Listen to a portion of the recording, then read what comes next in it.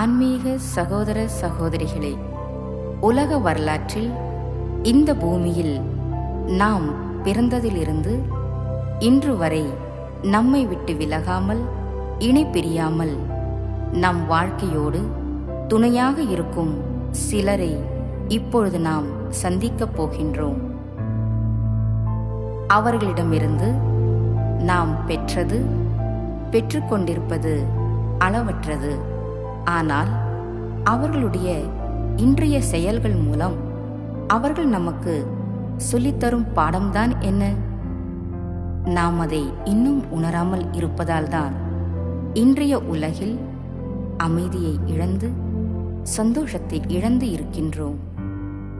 இப்போது அவர்களே தங்களுடைய எண்ணங்களை நம்மோடு பேசி பகிர்ந்து கொள்ளப் போகின்றார்கள்.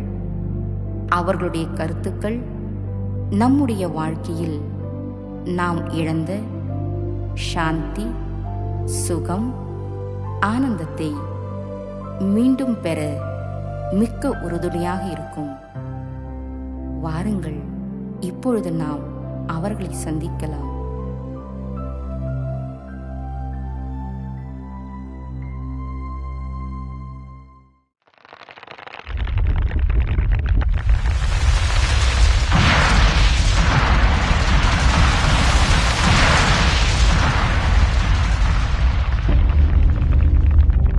ஆத்மாக்களே, பயப்படாதீர்கள். நான் தான் உங்கள் அனைவரையும் தாங்கி நிற்கும் பூமி பேசுகிறேன்.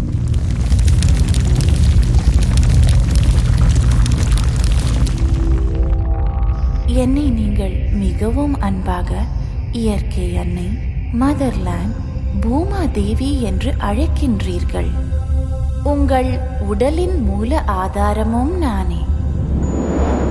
ஆதிகாலத்திலிருந்தே உங்கள் உடலை படைக்கும் காரியத்தை தன்னலமற்ற உணர்வோடு செய்து வருகிறேன். மேலும் பலவிதமான இயற்கை செல்வங்கள் மூலம் உங்கள் உடலை பாதுகாத்தும் வருகிறேன். ஆனால் நீங்களோ விகாரங்களுக்கு வசப்பட்டு தாயான என்னுடைய சுகஸ்வரூபத்தை அழித்துக் கொண்டிருக்கிறீர்கள்.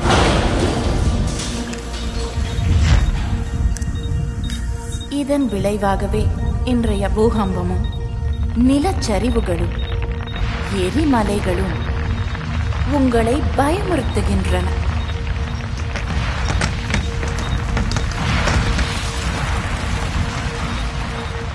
உங்களின் இந்நிலையை கண்டு தாயான நானும் மிகவும் கவலைப்படுகிறேன். இதிகாசத்திலும் புராணங்களிலும் நான் எவ்வளவு செல்வச் செழிப்போடு இருந்ததை நீங்களே வர்ணனை செய்திருக்கின்றீர்கள். ஒரு காலத்தில் சொர்க்க பூமியாக இவ்வுலகம் இருந்தபோது நான் அனைத்து செல்வங்களாலும் நிரம்பி இருந்தேன். பசுமையாலும் மகிழ்ச்சியாலும் பொங்கி வழிந்தேன். எனது அழகை கண்டு புகழ்ந்து பாடாத கவிஞனும் தூரிகையால் வர்ணம் தீட்டாத ஓவியனும் இல்லை என்றே சொல்ல வேண்டும். தங்கமும் வெள்ளியும் இயற்கை செல்வங்களும் நிறைந்த ஒரு பொன்னுலகமாக நான் விளங்கினேன். இன்றைய கலியுக மனிதர்களின் பேராசைக்கும் மக்கள் தொகை பெருக்கத்திற்கும் ஈடு கொடுக்க முடியாமல் மிகுந்த வேதனை அடைகிறேன். உங்கள் வீடுகளையும் கடைகளையும் அலங்கரிக்க எனக்கு பக்கபலமாக இருந்த மரங்கள் வெட்டப்பட்டு விட்டன. மாட மாளிகைகள், அணைகள், நீண்ட சாலைகள் அமைத்திட ஆங்காங்கே ஆழமாய் குழிகளை தோண்டினீர்கள். மலைகளையும் குடைந்துள்ளீர்கள். மொத்தத்தில் என் வளத்தையே அழித்து விட்டீர்கள். இவ்வாறான பல்வேறு காரணங்களால் எனது சமநிலையே பாதிக்கப்பட்டு விட்டது.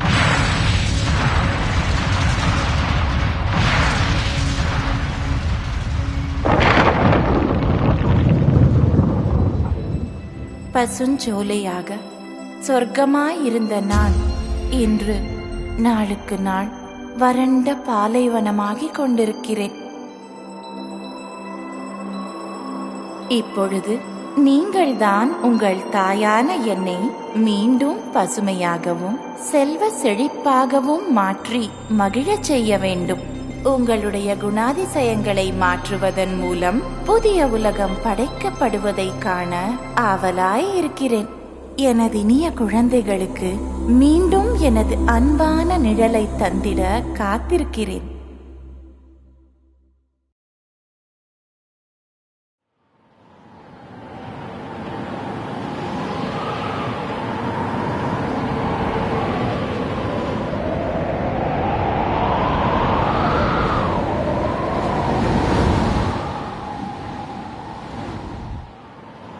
இந்த ஓசை உங்களுக்கு கவலையும் பயத்தையும் தருகிறதல்லவா? பயப்பட வேண்டாம். நான் தான் என்றும் உங்களுடன் இருக்கும் இணைபிரியா துணைவர். ஆம், நான் தான் காற்று.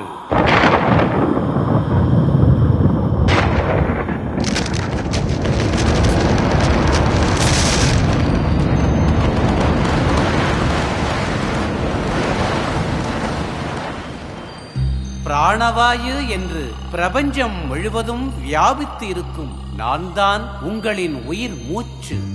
உங்களுடைய இந்திரியங்கள் மூலம் என்னுடைய தொடுதலை உணர்கிறீர்கள். பூக்களின் இனிமையான நறுமணத்தையும் உங்களுக்கு கொண்டு வந்து சேர்ப்பதும் நானே. மரங்களும் செடிகளும் கூட என்னை சுவாசித்து செழுமையாக தழைத்து ஓங்குகின்றன.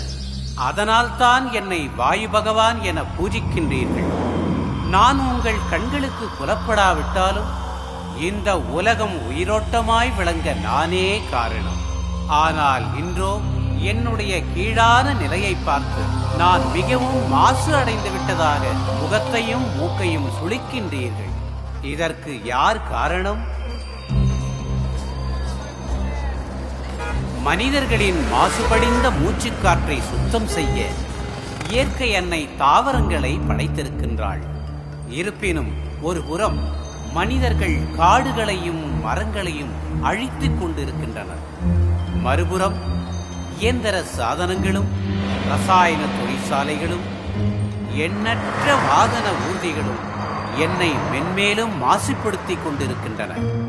இவை அனைத்தும் உங்களின் சுயநலத்தையே வெளிப்படுத்துகின்றன. மனிதர்களாகிய நீங்கள் எங்களின் நண்பர்களே. உங்களுக்கு சுகம் அளிப்பதற்காகத்தான் நாங்கள் படைக்கப்பட்டிருக்கின்றோம். ஆனால் உண்மையில் இயற்கையின் நியதிக்கு புறம்பாக மனிதர்கள் செயல்படுவதே இந்நிலைக்கு காரணம். எனவே விழித்துக் கொள்ளுங்கள், தெளிவு பெறுங்கள். மனிதர்களின் மன மாசுகளே இவ்வுலகம் மாசுபட காரணம் என்ற உண்மையை உணருங்கள். ஒன்று சேருங்கள். மனமாசுகளான அசுர குணங்களை அகற்றுங்கள். ஏனெனில் சுயமாற்றத்தின் மூலம் உலக மாற்றத்தை கொண்டு வருவதற்கான சரியான நேரம் இதுவேயாகும். இப்பொழுது இல்லையேல் எப்பொழுதுமே இல்லை.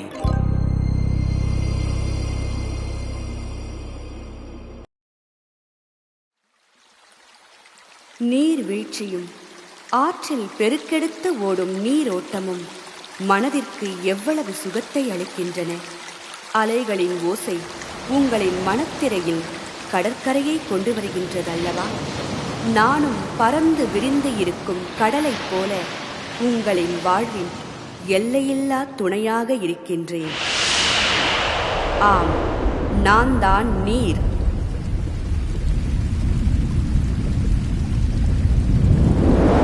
இந்த பூமியில் 69% மட்டுமல்லாமல் உங்கள் உடலிலும் 53% நான் தான் நிறைந்துள்ளேன். உங்களது சரீரத்தில் நான் இந்த தத்துவத்தின் ரூபத்தில் நிறைந்திருக்கிறேன். நாக்கின் மூலம் உணவுகளை ருசிக்கிறீர்களே, அந்த செயல் கூட நான் இல்லாமல் நடக்காது. எனவேதான் நீரின்றி அமையாது உலகு என வர்ணிக்கின்றனர். நீர் இல்லையெனில் உலகே எரிந்து சாம்பலாகி போகும் எனவும் கூறப்படுகிறது. மேலும் இன்னும் ஒரு படி மேலே போய் ஆறுகளை கூறும்போது பாலாறு, தேனாறு எனவும் பாடுகின்றனர். கங்கை, யமுனை, காவேரி என பெயரிட்டும் பூஜிக்கின்றனர். நீங்கள் உணவுக்கு பின் அருந்தும் நீரால் அடையும் திருப்தியே திருப்தி. மேலும் சுத்தத்திற்காக அன்றாடம் நீராடும் போதும் என்னையே பயன்படுத்துகிறீர்கள். அது மட்டுமல்லாது உணவுப் பொருட்களான பயிர்கள், தானியங்கள், பழங்களை வளர்த்திடவும் நானே பயன்படுகிறேன். புனித வழிபாடுகளிலும் கூட அபிஷேக புனித நீராக பயன்படுத்துவதும் என்னையே தான். என்னுள் மூழ்கி எழுவதால் பாவங்கள் நீங்கும் என்றும் கருதுகிறீர்கள். பார்த்தீர்களா, நான் எங்கு இல்லை? என்னுடைய குளிர்ச்சியும் சுகமும் உலகில் உள்ள உங்கள் அனைவருக்கும் சொந்தம். ஆனால் இன்றும் குறுகிய எண்ணத்துடன் என்னை பல பகுதிகளாக பங்கு போட்டு ஆங்காங்கே விவாதங்கள், சண்டைகள் போட்டு அமைதியை குலைத்துக் கொண்டிருக்கின்றீர்கள். அணைகளை கட்டியதாலும் குப்பைகளை கொட்டி வருவதாலும் வற்றாத ஜீவநதியாக இருந்த நான் இன்று வறண்ட பாலைவனமாக ஆகிக் கொண்டிருக்கின்றேன். நீரோட்டங்களை நிலங்களாக்கி பல கட்டிடங்கள் கட்டுவதாலும் பல வழிகளில் நிலத்தடி நீர் உறிஞ்சப்படுவதாலும் இயற்கையின் சமநிலை பாதிக்கப்பட்டுள்ளது. ஆகவே தான் நீங்கள் சுனாமி போன்ற இயற்கை சீற்றங்களை சந்திக்க வேண்டியுள்ளது.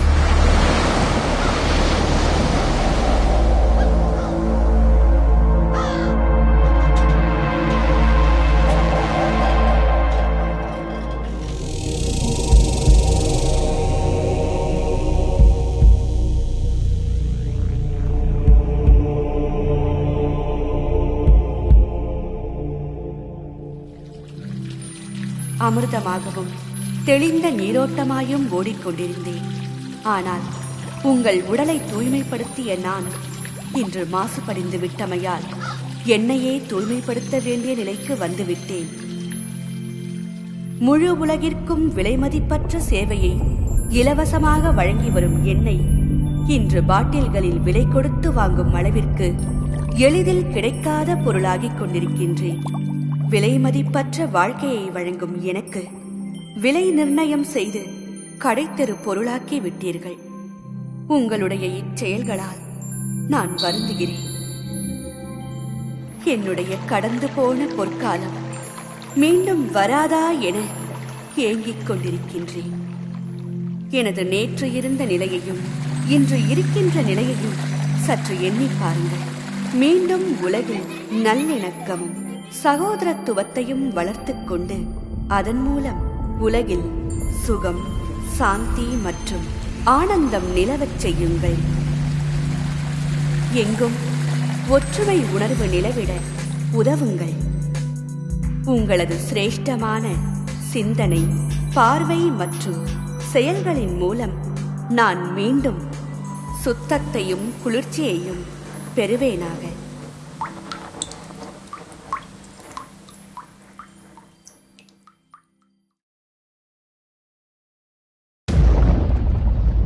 எனது புனிதமான சேவையை பற்றி அறியாதார் இந்த உலகில் எவருமே இல்லை என்றுதான் சொல்ல வேண்டும்.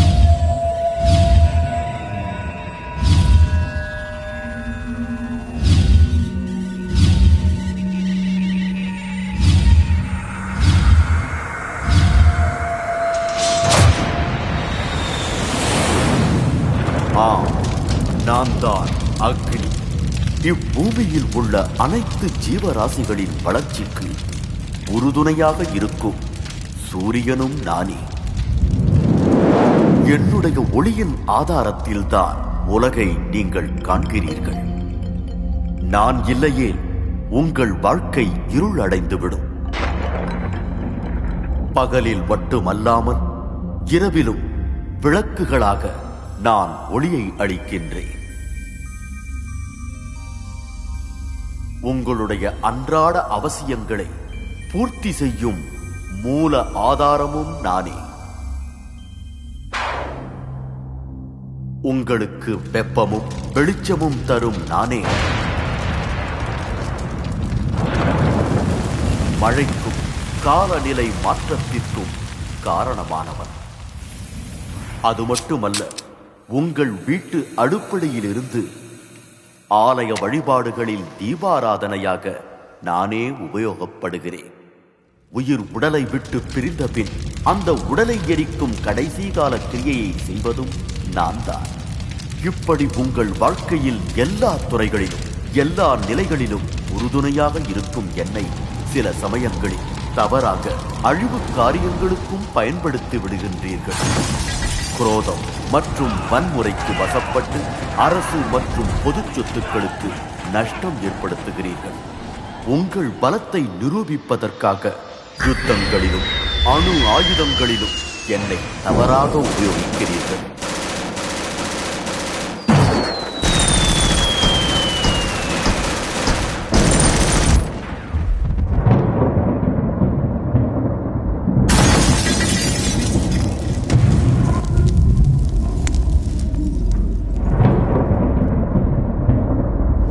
ரசாயன மாசுக்கள் அதிகரிப்பதால் என்னுடைய உஷ்ணம் அதிகமாகிக் கொண்டே செல்கின்றது. என்னை குளிர்விக்கக்கூடிய மழை தரும் மேகங்கள் மற்றும் நிழல் தரும் மரங்கள் குறைந்து விட்டன. உங்களின் அதிநவீன வாழ்க்கை முறையால் ஓசோன் படலமும் ஒட்டையாகி அது உங்களை அழிவு பாதைக்கு வழிவகுத்துச் செல்கிறது.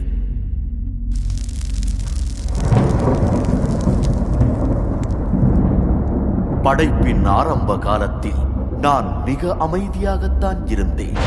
அந்த தெய்வ சிருஷ்டியில் உங்களுக்கு எந்த அளவு வெப்பம் தேவையோ அந்த அளவு வெப்பத்தை கொடுத்தேன். என் மூலம் யாருக்கும் துக்கம் ஏற்படுத்தவில்லை. ஆரம்பத்தில் சதா காலமும் வசந்தத்தை கொடுத்தேன்.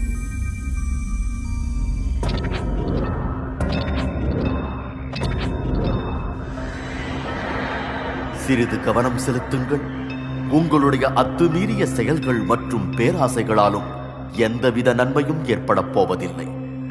மனிதர்களிடத்தில் இருக்கும் காம குரோத அக்னிகள் கட்டுப்படுத்தப்படும் போது மட்டும்தான் உண்மையான அக்னியான நானும் உங்களுக்கு சுகமளிக்கக்கூடியவனாக மாறுகின்றேன். சிந்தியுங்கள், செயல்படுங்கள், எனக்கு ஒத்துழைப்பை நல்கி பயனடையுங்கள்.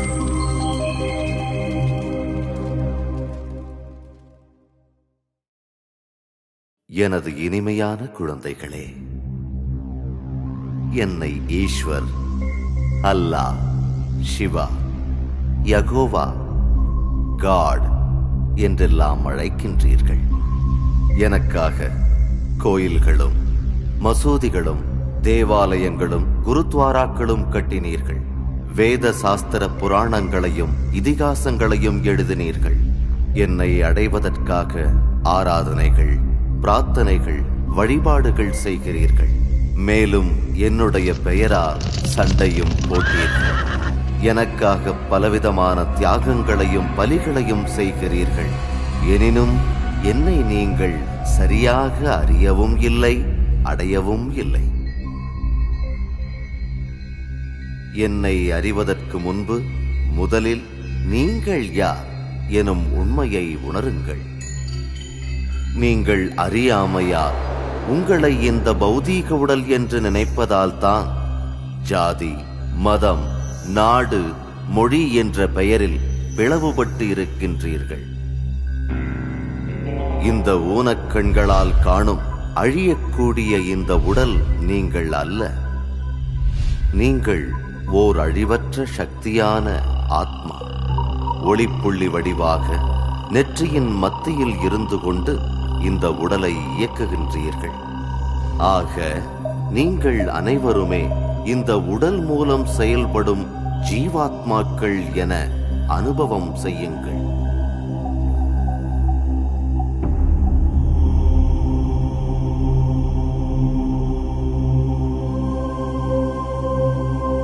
இப்பொழுது சற்று நேரம் உலகிய சிந்தனைகளிலிருந்தும் சுற்றுப்புற சூழ்நிலைகளிலிருந்தும் விலகியிருங்கள். இந்த உடலையும் மறந்து உங்களின் முழு கவனத்தையும் இரு புருவங்களின் மத்தியில் உள்ள ஒளிப்புள்ளியாக அனுபவம் செய்யுங்கள். உண்மையில் நீங்கள் சூட்சுமமான அழியாத ஒளிப்புள்ளி வடிவான ஆத்மா. இப்பொழுது உங்கள் நினைவு பயணம் துவங்குகிறது.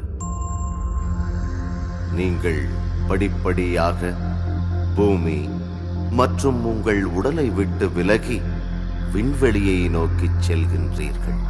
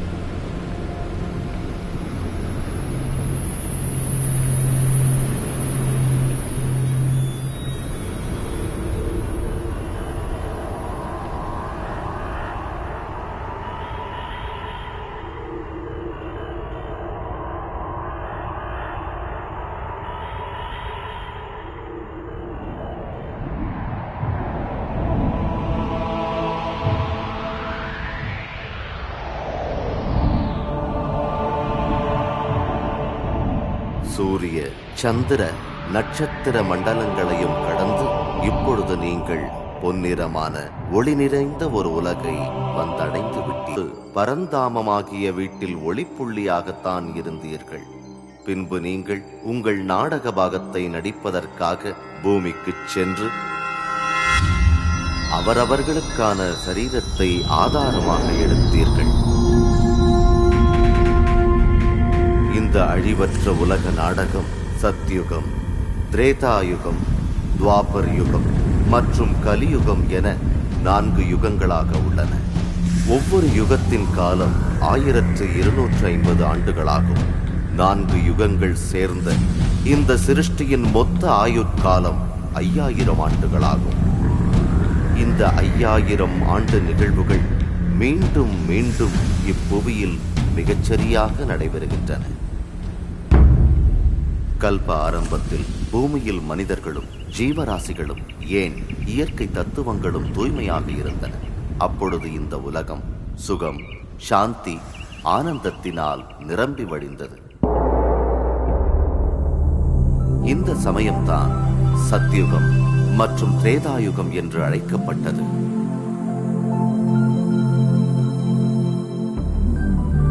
அங்கு நீங்கள் தேவி தேவதைகளாக வாழ்ந்தீர்கள். இந்த 2500 ஆண்டு பொற்காலத்தை தான் சொர்க்கம், வைகுண்டம், பகீஷ்ட், ஜன்னத், பாரடைஸ் என்ற பெயர்களால் அழைக்கின்றீர்கள். சத்யுகம் அதாவது பொன்னுலகத்தில் ஸ்ரீ லக்ஷ்மி, ஸ்ரீ நாராயணனின் நிலையான ராஜ்யம் நடந்தது.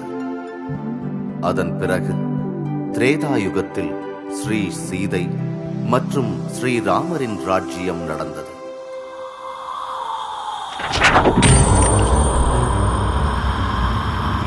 துவாபர் யுகத்தில் இருந்து தீய மற்றும் பாவச் செயல்களில் வசப்பட்டு உங்கள் ஆத்ம சக்தியை இழக்கின்றீர்கள்.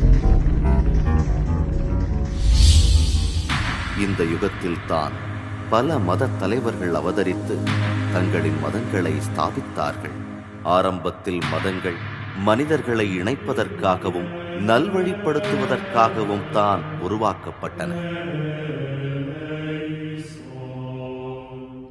ஆனால் தற்போதைய கலியுகத்தில் மனித மனங்கள் 5 விகாரங்களால் பீடிக்கப்பட்டுள்ளன.